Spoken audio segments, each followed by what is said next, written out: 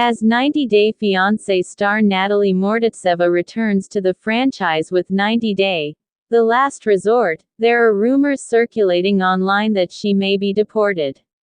When Natalie first met Mike Youngquist, she resided with her mother in Kyiv, Ukraine. When they appointed the couple as the godparents of their daughter, Natalie first met Mike through their common acquaintances. Since Natalie was an actress and model back home, Mike felt she was beyond his capabilities. When they first spoke, Natalie was excited about moving to Las Vegas, where Mike worked. Regretfully for Natalie, Mike relocated to Washington before season 7 of 90 Day Fiancé was filmed after purchasing his family's Christmas tree farm there. Additionally, it made him indebted and provided Mike with a justification for turning down Natalie's plea to become pregnant. Despite all the obstacles in her path, Natalie eventually arrived in the United States when her K-1 visa was granted.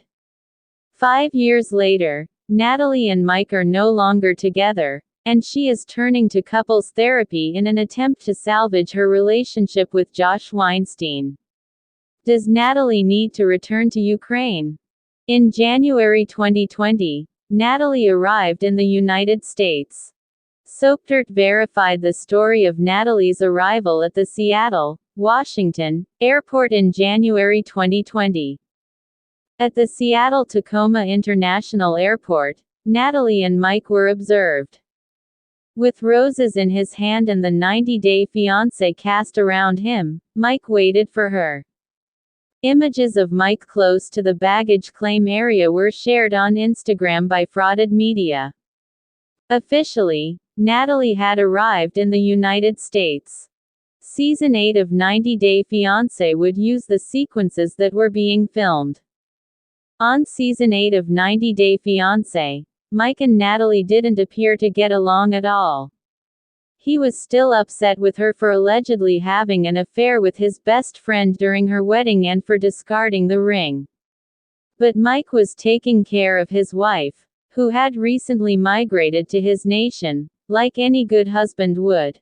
A photo of Natalie and Mike strolling hand in hand through Seattle's Pike Place was shared by frauded media. Additionally, this verified Natalie's arrival in the United States. In April 2020, Natalie and Mike got married. After Natalie demanded that they attend couples therapy, she discovered that Mike wasn't in love with her. The wedding between Mike and Natalie was still planned, but Mike changed his mind and called it off. Given that Natalie's K-1 visa was expiring in 2 days, she would have needed to depart for Ukraine immediately. In addition, Natalie felt powerless throughout the COVID-19 pandemic. A man who didn't love her was not someone she wanted to be with. Luckily for Natalie, Mike changed his mind. Mike swiftly moved past the cold feet situation and chose April 15, 2020, as the date of his marriage to Natalie.